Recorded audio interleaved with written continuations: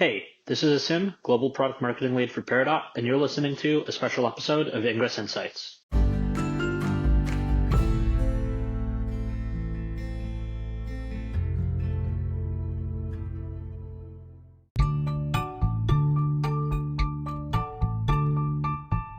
Hello agents, and welcome to a special episode of the Ingress Insights podcast. As Asim mentioned in the introduction there, this is the very first episode of Ingress Insights, where we focus on games that are not Ingress, such as Peridot in this episode. And in these Ingress Insights episodes, I hope to have on Niantic staff, either current or former, talk about their projects that they worked on, whether that's, as I said, Peridot, Catan, Harry Potter Wizards Unite, things like that, and see what they've got coming up next. We may have multiple ones for each project as it goes on, but I hope you'll like it and see how that's covered over. As I said, in this first one, it's all about Peridot, which is, besides Ingress, Niantic's other sole-owned IP. So they have a lot more freedom in that to do what they want without obviously having to ask other people. I imagine for things like Monster Hunter now, Capcom has to approve things, for example. So it's a lot easier. They can be a bit more experimental, as you'll hear Asim mention. And I just want to go over my progress in Peridot and how I got started on that before we move into the interview.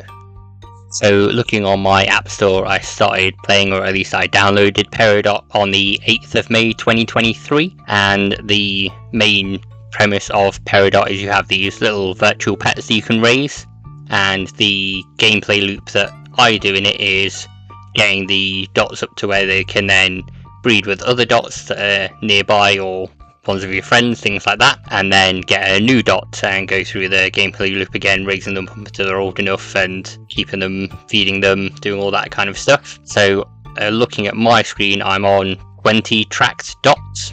So that means I've raised 20 of them, or at least I have 20, and I'm not very inventive and have been naming my Peridots. My first one is called Peridot 1, Roman numeral, and we're now up to Peridot 13. I know I mentioned I've got 20. That is because you do get some stray dots that are offered in the store every now and again. So recently for Pride, there were dots you could get that had Pride coloured skins for the various flags and different bits on there, that also came with Pride bandanas and the balls as well, I think. So at the moment I'm raising one that's called Ingress.1, and the interesting thing about this one for me is that all of the Peridots have traits. So for example, they'll have a trait under horns, so that could be no horns, or they could have ram's horns, they could have a tail. For example, on this one it's got a shell, its face is kawaii, its plumage is tutu,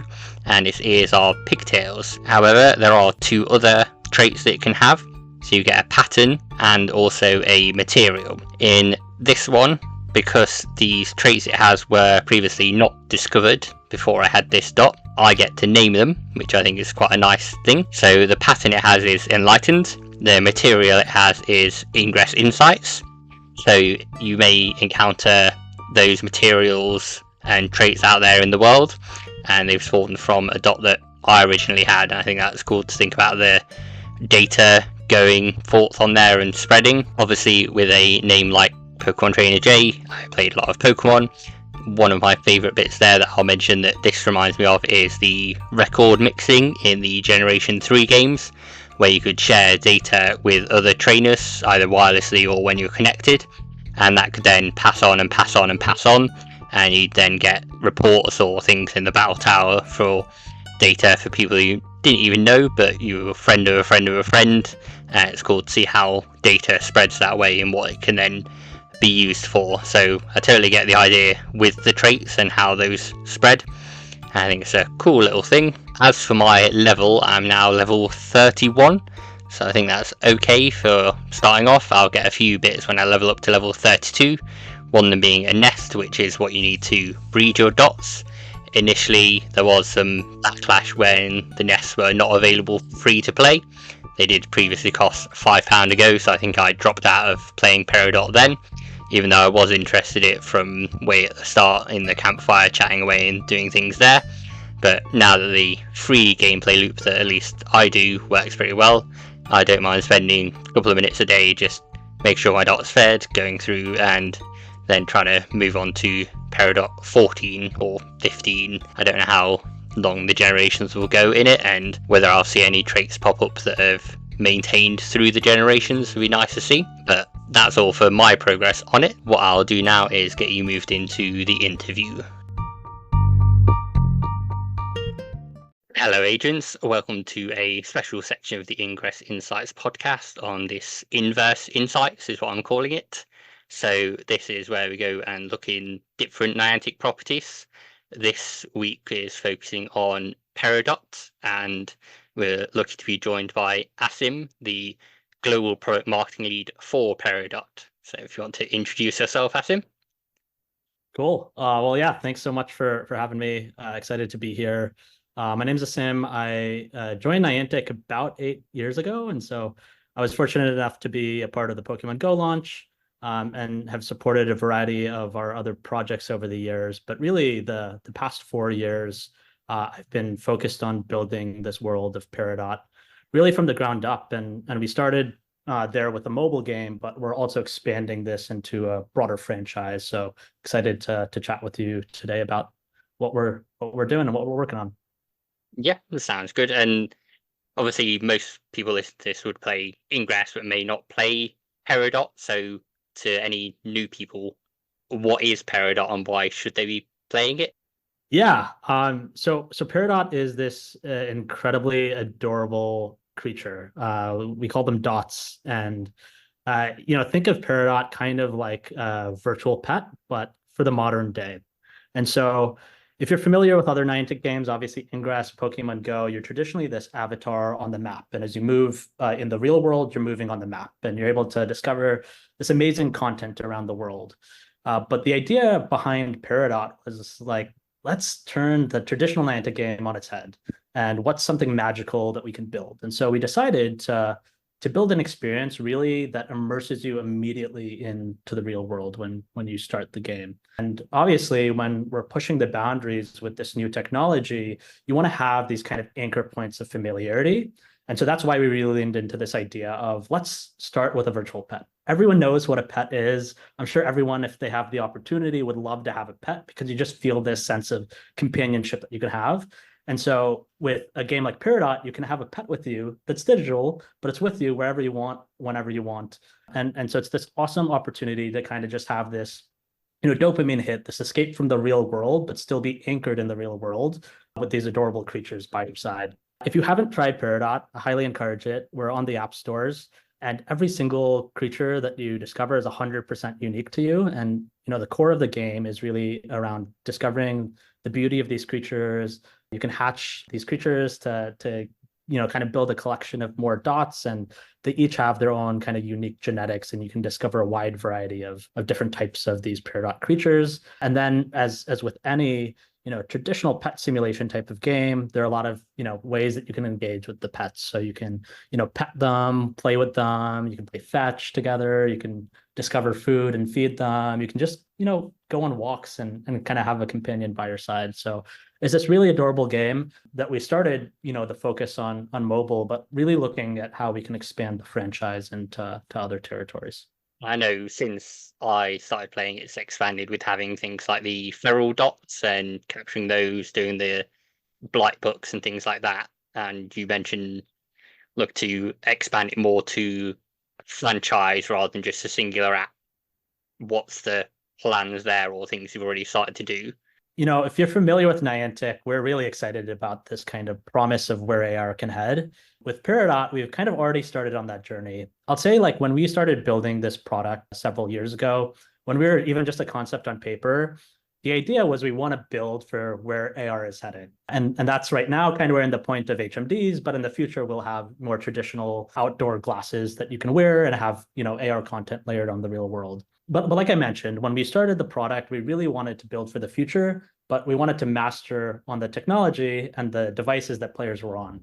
And if you think back a couple of years ago, mixed reality devices were still kind of in their infancy, and we're just starting to see, their become kind of more prominent in the market. So we have devices like Meta Quest 3, which now have just integrated color pass-through. And what that means is we can layer people into the real world where they're actually like anchored in the real world and they can see everything in color. There's really good hand tracking on the devices. So when they move their hand on the devices, we can track their hands in a strong enough way where it can actually work really well in terms of gameplay.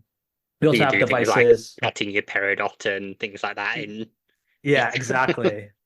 We also have other devices like the Apple Vision Pro, which just launched earlier this year. Amazing fidelity on that device. And so we're just starting to see these mixed reality devices become more prominent. And again, we're still in early days, but I see a world in which they start to become, more mass market, and over time they'll become more ubiquitous, and eventually we'll kind of enter that era of traditional AR glasses that you can really wear all the time in a suitable form factor that you can wear outside. And I'm excited about that future. And so we're just starting to think of like, what does this expansion of the franchise look as we start to build towards that future? I know you mentioned Apple Vision Pro there. I know there was a recent one that I didn't expect, Peridot integrating with the weather app Sunny Tune to get the dots that appear in that. How does that come about? Because it's not something I would have thought would happen. So odd crossover to me. I'd say that we're excited about the franchise and we're just looking at all the opportunities where we can expand the franchise into new territory. And so, as you mentioned, there's this adorable, weather app on the Apple Vision Pro. It's called Sunny Tune. And, we collaborated with them and they were able to bring a Peridot that just like hangs out in the space with you. And Sunny Tune is this weather app where you can kind of zoom in anywhere on the world and kind of see what the weather is and have these amazing, adorable animations play. And so it's really delightful just to have a Peridot kind of in the scene for that. And obviously it's not a game, but it's an opportunity to have these dots kind of in the world with you and just hanging out. And I'll mention, like, as I think about where the future of Peridot heads, I don't think Peridot always just has to be a game. I mean, I think like you'll see a world in which maybe you just want to be sitting and watching like on a streaming platform and you just want a dot that's by your side. And so I see there being a world in which dots can just add extra delight in your day. And there doesn't always need to be this very specific game loop where I do something super specific and I get this reward and I get delight from that content. I think delight can happen in a variety of ways. And so I do see a world in which Peridots can just be present with you in the world, even not just for the sake of a gameplay experience. So more of like a companion digitally rather than opening the game to go and do the gameplay loop, like you're saying. Exactly. Yeah. And obviously we've kind of touched on it and how you think the future of AR is going to affect things. What would be the kind of ideal future of Peridot? Would it be having glasses, walking around, seeing all your dots as you're going on a walk and seeing other people's dots? Yeah, I think we're just starting to figure out what that might look like. I'll say that Peridot is a very experimental team, and we really want to push the boundaries of the technology. And so we started on that a couple of years ago, as I mentioned, with mobile devices. And we said, hey, what can we do to really push the boundaries of what AR can look like on mobile? And so we leverage our Lightship platform and we're able to do amazing things on the mobile device: semantic segmentation, obstacle occlusion, real-time mapping. And essentially what that means is we can understand the world at a greater level. And so you can have these creatures that like can naturally navigate in the world and can understand the things around the world. And over time, we've experimented by adding other types of game loops that maybe leverage things like generative AI to make these creatures kind of have more of a brain in an exciting way. And so I highly encourage players that are listening to this podcast to check out Peridot. We're doing some really cool stuff. But as I mentioned before, like we are always wanting to build for kind of what this future can look like, where technology is heading. And so we're just starting, as I mentioned, to see these devices become more prominent. And we need to figure out what are the game loops that are going to excite people? What are the opportunities where we can deliver delight in maybe different ways? So as I think we expand into this future where we're on mixed reality devices more prominently, and again, this kind of future of true AR glasses, we're going to need to experiment and see like what do game loops look like what works, what doesn't, world? kind of thing. What doesn't work? Yeah, what works? What's going to excite players? And my view on augmented reality, especially as I think to that future where we're really having these true AR glasses, and I can explain what that what I think that looks like in a few moments, but the world in which we're there, I think AR is really meant to add extra delight to your day. It's not meant to distract you from this beauty that we have in the world. And Niantic's mission at its heart is like we want to get players outdoors. We want to get players engaging with the world, discovering the beauty that's around them that they might not realize is there. We want them to get some extra steps in their day. We want them to maybe discover some new friends, along the way. And so as I think about kind of that core mission statement and kind of our vision for where AR glasses are heading, we need to find kind of where those map and mesh really well. And so to me, I think the future of AR glasses is where we can layer on this augmented reality content in a way that it is adding delight, but not taking you away from the beauty of the world around you. So I'm excited to experiment and see what we can build, what's fun, what resonates with our players. And I think it's going to be a journey, but it's a journey that I'm excited to forge on. Definitely sounds like there's a good future in it. I just want to explain to people a few bits that were said that they may not be aware of if they've not played Peridot. So some of those cover, like, if you throw a ball in Peridot, it will know there's a wall there, it will know there's an entryway, it will know there's a tree, and the dot will go behind the tree. Those kind of things, like reality occlusion, and I can't remember the word you used to say something. Semantic segmentation. So this idea of semantic segmentation is that we can understand the real world at a greater level. And so in the mobile experience, if you're looking at a tree, the game can actually determine, hey, that's a tree. And this is, due to years and years of amazing, research and machine learning and computer vision. But the idea is we can understand these objects in the real world, and you can see how that can make for some really delightful gameplay moments. So if I'm outside at a beach, we can understand what sand is versus what water is. And maybe there are specific game experiences that can happen when you're in those types of locations. Or when I'm at home, I can recognize furniture or a TV screen, and you can imagine what that might look like. And so maybe you're just hanging out at home and you point your phone up and you're playing Peridot at the TV screen, and maybe you got a notification that's like, hey, why don't we go outside for a walk? And so, there's that little extra moments of delight that encourage you to get some steps in your day. So you can imagine how you can have a lot of fun with that on mobile. But as I mentioned, I think mobile is just this small little window into this kind of a beautiful augmented reality world. And so imagine, now having that technology, what that can look like on headsets and, again, down the line, these true AR glasses that we'll eventually have. And I think we can kind of find those interesting moments where we can just bring a little bit of extra joy into people's days as they're just going on their natural day, on their commute or running errands or whatever it may be. And do you think we're far away from having fully functional AR glasses in a way that you envision, or think we're not too far off that? It's hard to say. I can't predict, when it will come. I'll say that over the past couple of years, we've seen some amazing progress in the space, and I think we're just kind of at that inflection point of kind of where the technology is heading in the world. If you think back to these kind of generational pivots in technology, you start with the mini computer to the personal computer to the laptop, the internet, the smartphone. And I think augmented reality and AR glasses, and coupling that with these amazing advancements we've made in terms of artificial intelligence, we're really just starting to see what the true promise of technology can look like. And I'd say we're probably a couple of years away, but we're, again, starting to see these devices. Again, earlier this year, again, Apple Vision Pro was released.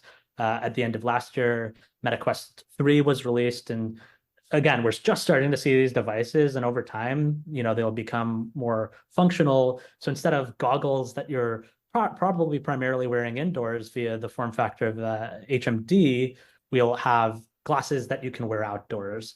And so we do see some amazing, devices that I would consider spatial computing. If we take a step back, I think there's spatial computing in the sense of a mixed reality device, like a head-mounted display, as I mentioned. But I do think there's also spatial computing device that would be considered as smart glasses. And we already start to have those today. If you look at Meta, they've released this beautiful pair of glasses. They're called Meta Ray-Bans. I actually bought a pair. Yes, I've seen them.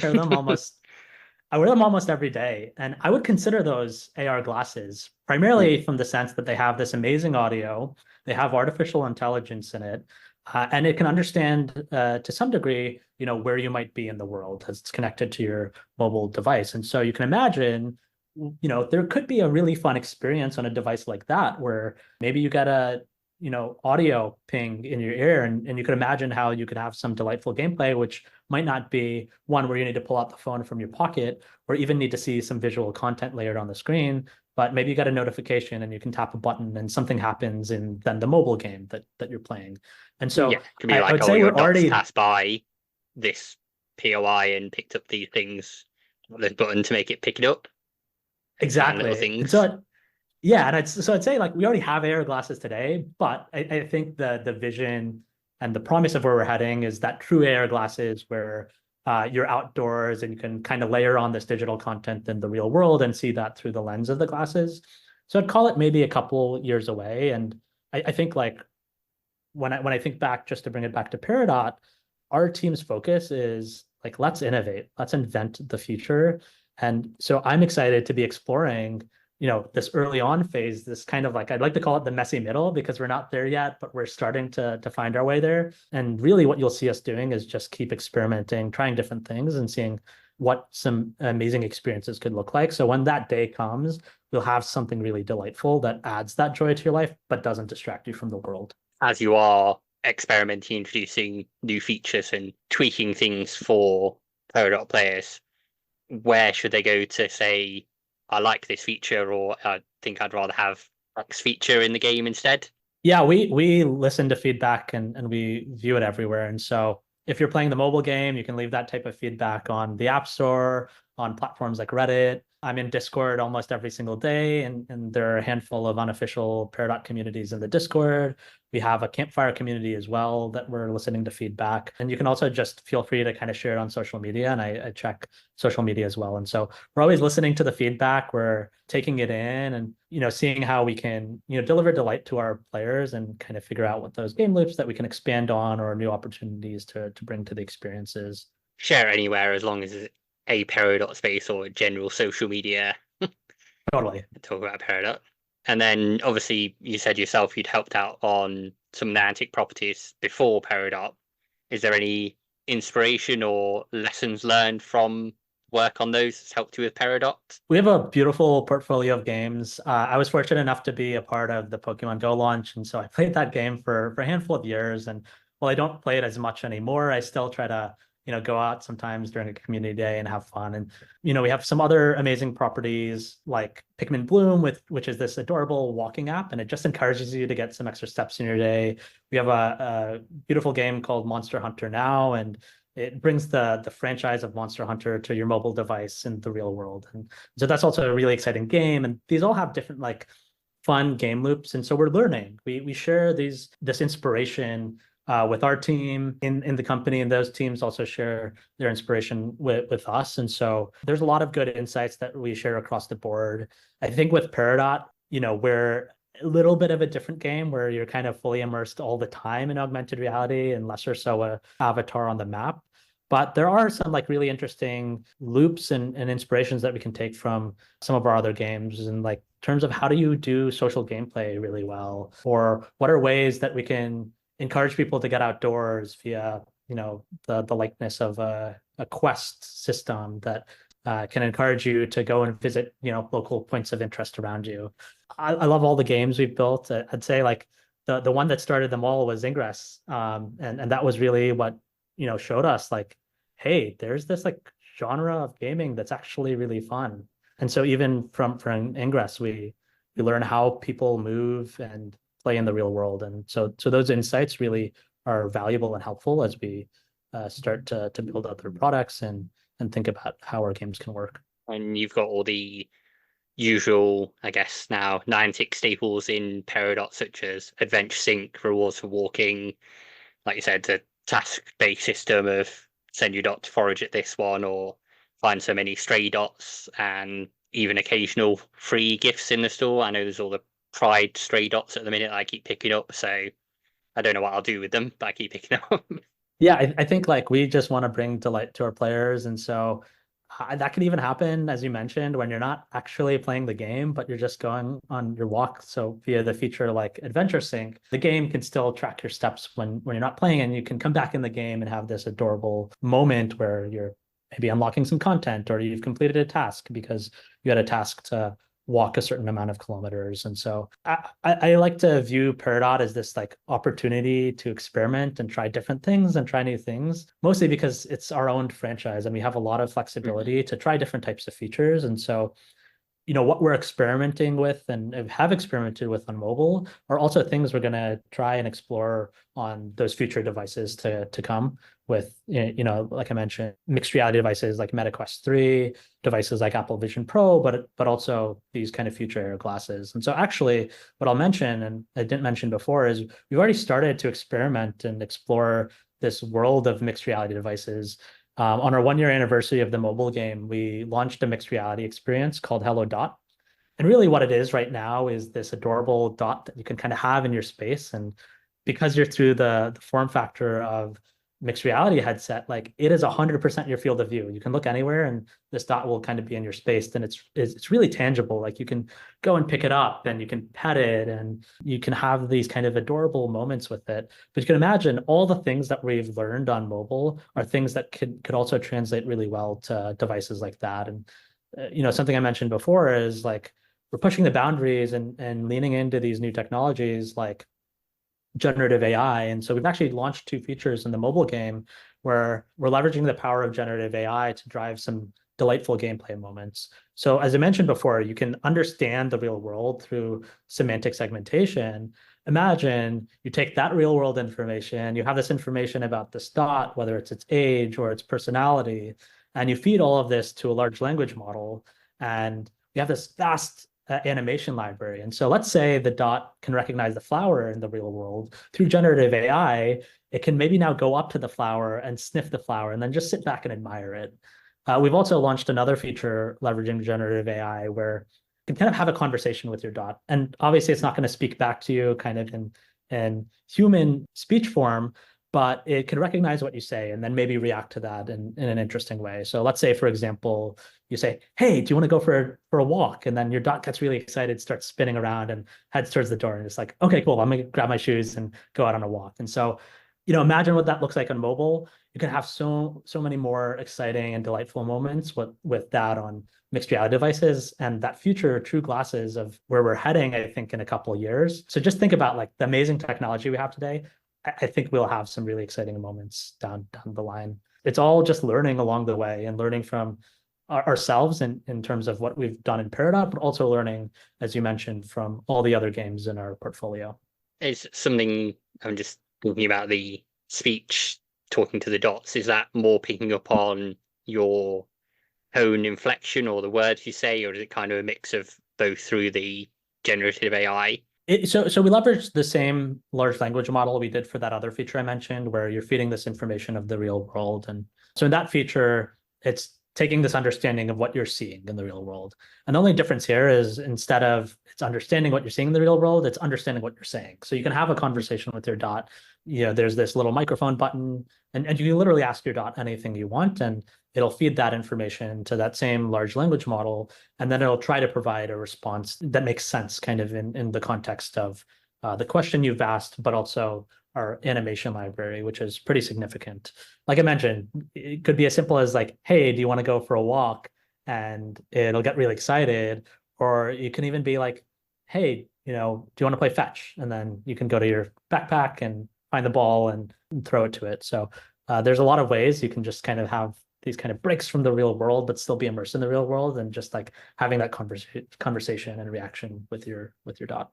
I think that's all that I've got to go through from my questions. Anything that you can tease that people should look forward to coming from Peridot, or is that all behind lock and key at the minute? I can't unfortunately spill the tea of what's to come, but what I will say and reinforce is that we're this experimental team. We're excited about this promise, this future of AR. We're going to have a lot of fun along the way, and we're going to experiment and build and continue to try different things out. And so I will say the mobile app is not just the only opportunity to play Peridot. You can play it on a headset with Hello Dot. I think there's a lot more fun and delight we can bring to headset experiences like that. But we'll also continue to experiment for that future. And so there's a lot to come from the Peridot franchise. I'd say that Hello Dot, which is this launch on mixed reality we just did a couple of weeks ago, is just step one of where the franchise is heading. And so I'm really excited to continue expanding and continue learning along the way. I think we'll find some really exciting moments in the future of the franchise. Sounds like you've got a good plan ahead, so hopefully Yep. all goes well on there. But that's about it from us, so thank you for joining us, Asim. I'm sure we'll speak again at another point. Hey, can I ask you a question? Yeah. What are you excited about when you think about kind of this future of AR and where we're heading? I think it would be cool to see, like you said, when you're moving your phone and it knows a tree is a tree, a river is a river, that kind of thing, as that evolves more, and then how all the games can interact with that. So your dot knows there's a river there, maybe it doesn't want to go swimming and moves away from it. Kind of things like that, and helping build up the real world in AR. So I have to keep doing plenty of scans, I suppose, to assist with that. Awesome. Well, cool. Thanks so much for having me, and really enjoyed chatting with you today. I'll get you back to the rest of the podcast now.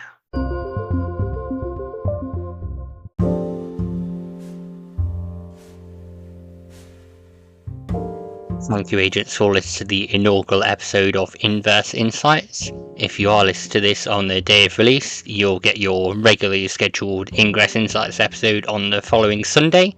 So there'll be no break-in episodes for the bonus one coming out. Hope you enjoyed hearing a bit of insight into Peridot and hearing from Asim about what they're planning to do in future and how they see kind of mixed reality going forward from there. Next time for Ingress Insights, I'm hoping it will be quite a magical episode, so please do stay tuned for that and give any feedback that you have on this type of bonus episode via the usual channels. That would be great, and I will share in the show notes links to where you can join the Peridot communities and share any feedback there on Peridot. But I'll end this with the usual. Hope you have a great day and happy hacking, agents.